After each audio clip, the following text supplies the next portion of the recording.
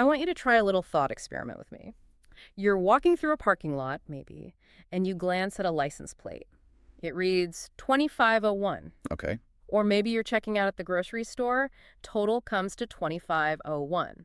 You wouldn't blink, right? It just looks like a standard run-of-the-mill number. Completely invisible. Doesn't scream special like, pi or a nice round number like 1,000. It's just an integer. It just sits there. Exactly. It feels like background noise. But we have a stack of research here today, specifically a document with the rather imposing title, Zahlenforschung 2501 und Cryptography, that argues we are completely wrong about that. Oh, yeah. This document basically claims that 2501 is a master key. It really is. It's deceivingly simple on the outside, but when you crack it open, the architecture inside is just wild. It's like finding a cathedral inside a garden shed. If we're talking about a structural node, that's the term they use. It's this weird intersection where classical number theory, modern cryptography, and geometry all collide. This research, which synthesizes work by a researcher named Zara Zeta and an entity they just call KID, claims that 2501 is, well, it's a bridge. That's the perfect way to frame it. It's a bridge between the simple arithmetic we learn in grade school multiplication, addition, the stuff you do on a napkin, Right. and the incredibly complex encryption that secures your credit card details on the internet. So the mission for this deep dive is pretty clear. We are going to deconstruct 2501. We're going to look at its bones. We're going to see how it reveals hidden symmetries, these strange things called arm structures. And frankly, if we do this right, you're never going to look at a composite number the same way again. That's a bold promise.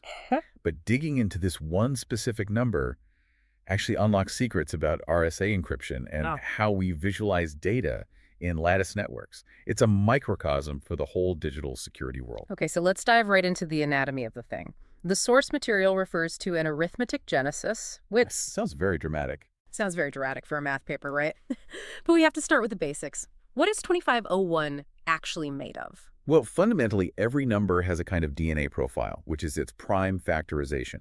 You drill down until you hit bedrock numbers that can't be divided anymore. Okay. For 2501, that bedrock is 41 times 61. 41 and 61. Okay.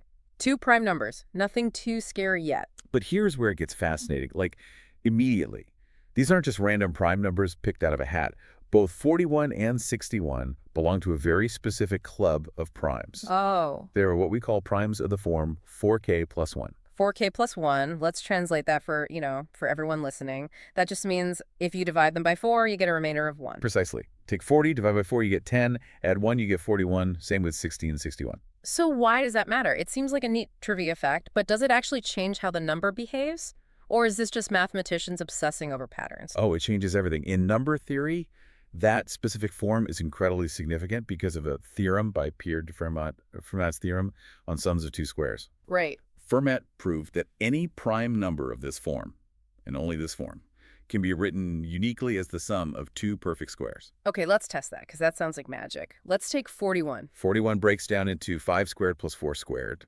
So that's 25 plus 16. Check. That works. And 61? 61 is 6 squared plus 5 squared. That's 36 plus 25. So the DNA of 2501 is built entirely out of these squares. It's like its bricks are square numbers. And that property is hereditary. It transfers to the product. Because the factors, 41 and 61, are sums of squares, 2501 itself can be written as a sum of squares.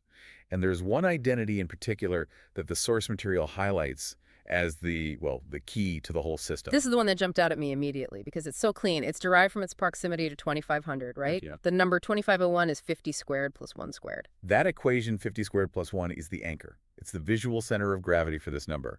And mathematically, that identity is the key to finding what they call the zeros, or the roots, in the modular system. Zeros in the system. Okay, this sounds like we're moving from arithmetic into algebra. The source mentions this specific equation. X squared plus 1 is congruent to 0 mod 2501. Now, for the listener who hasn't done modular arithmetic since college or maybe ever, can't we simplify that? Sure. Think of it as clock math. On a regular clock, if you go past 12, you just start over at 1. Right. In this case, our clock has 2,501 numbers on it. When we ask for x squared plus 1 is congruent to 0, we're asking, which numbers, when you square them and add 1, land perfectly on a multiple of 2501. So we're looking for numbers that fit that lock perfectly. Exactly. And usually finding the square root of a negative number, because essentially we're looking for the square root of -1, that's impossible in standard numbers. Yeah, your calculator just gives you an error. It does. But here's the trick. Because our factors, 41 and 61, allow for the square root of -1 within their own little modular systems, 2501 inherits that ability. It's like a genetic trait. Yeah. And because it has 2 distinct prime factors, the math dictates there are exactly 4 solutions, 4 roots. And the source calls these the global null points. Let's list them because they are strangely specific. The first one is obvious based on what we just said about the squares. That's I1, which is 50. Right. Walk through the math. 50 squared is 2500. Add 1, you get 2501. Divide that by 2501. Remainder is 0. It clicks perfectly.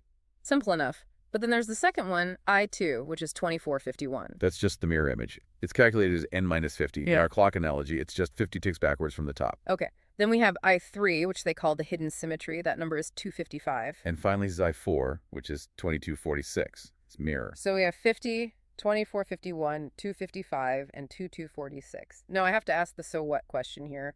Why do we care that 255 is a root of this number?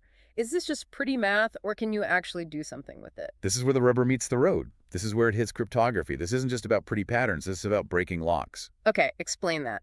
How does knowing 255 break a lock? In an RSA encryption system, which is the gold standard for secure data transmission, your security relies entirely on one single fact. Yeah.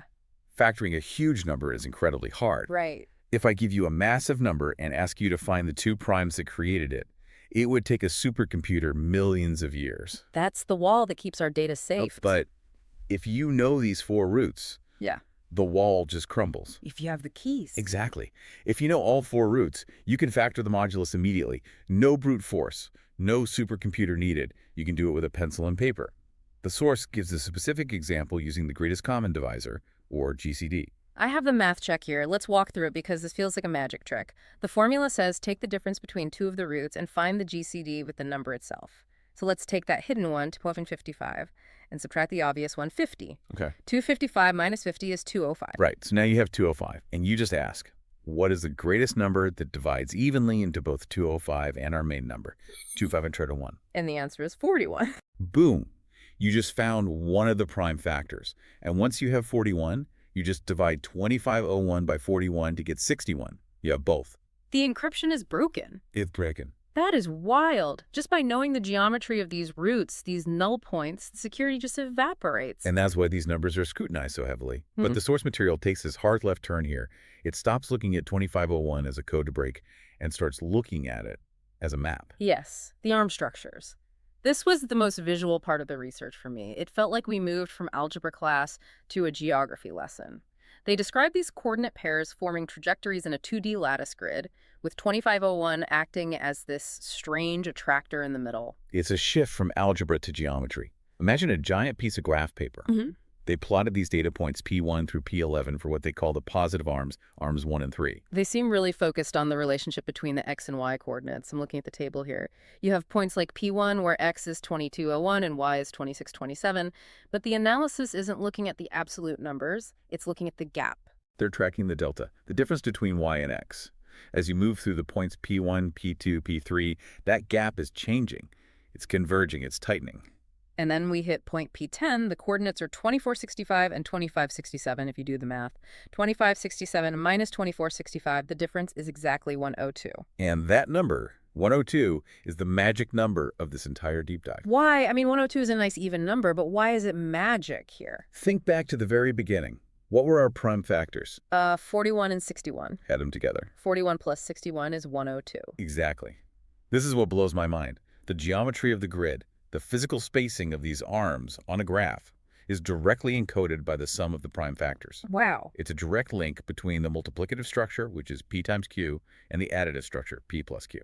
That feels profound. It's like the shape of the number is dictated by its parts. It's not just a pile of bricks. The bricks determine the actual shape of the house. And Zara Zeta's research, the researcher behind this, goes even deeper.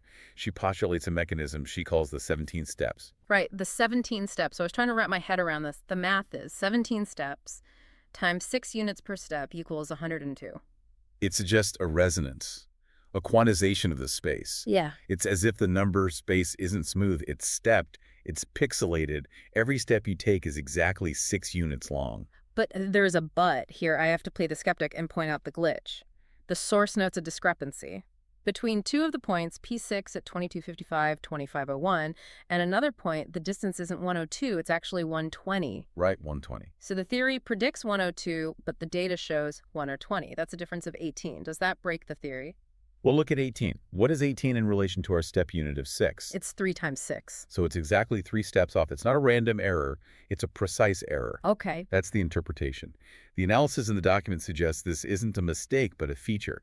It interprets this difference of 18 as a necessary correction component, or maybe an undiscovered intermediate step in the recursion. Like a leap year, where we add a day to keep the calendar aligned with the sun. Is this the mathematical version of that? That's a very similar concept.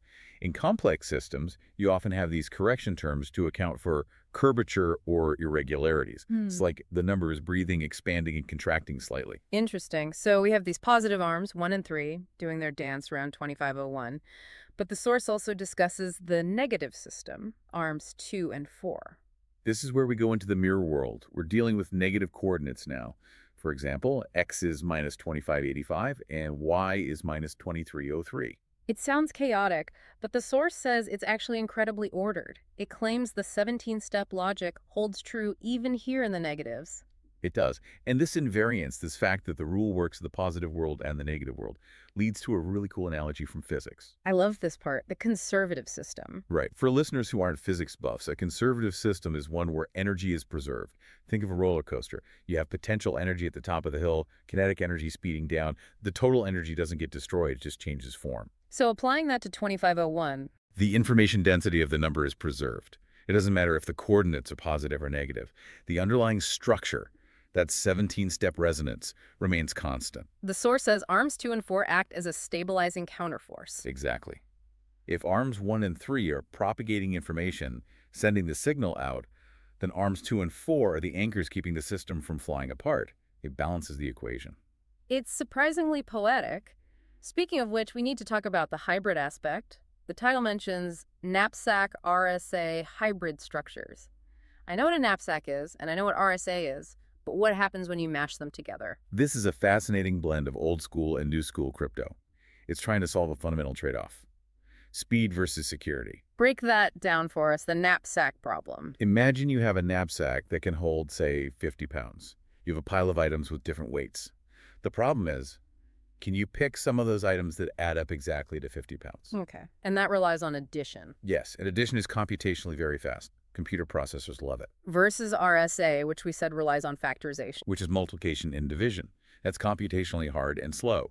So a hybrid structure tries to get the best of both worlds.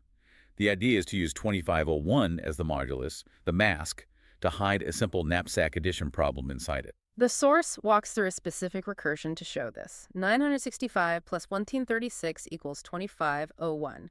Now, those numbers seem random. Look closely at that second number, 1536. Break it down into powers of 2. The source says 1536 is 3 times 2 to the power of 9. 2 to the 9. That's binary. That's computer language. And as they go through the recursion, the power of 2 drops. It goes to 2 to the 8, then 2 to the 7. This is simulating bit shifting. In hardware encryption, shifting bits left or right is a standard way to scramble data. This numerical sequence is naturally mimicking a hardware process. It's like finding a microchip schematic written in ancient arithmetic. And there's this constant number haunting the whole process. Right. Negative 571. And 571 is a prime number. Right. It suggests this whole complex system, 2501, the roots, the arms, is essentially a map that projects onto a fundamental prime layer. It's mapping the complex onto the simple. So 2501 is the user interface, and minus 571 is the code running underneath. That's a great way to put it. The 2501 structure is the interface, but the prime numbers are the machine language driving it. So we've taken 2501 apart, but the source document doesn't end there. It looks forward. It identifies a target for future research. The number 1001. The statistically best number, they call it. The heir to the throne. Why 1001? Why is that the next level? Well, let's run it through the same checklist we used for 2501. First, the form. 2501 was 50 squared plus 1. 1001 is 100 squared plus 1. So it follows the exact same pattern. Exactly. The next big iteration.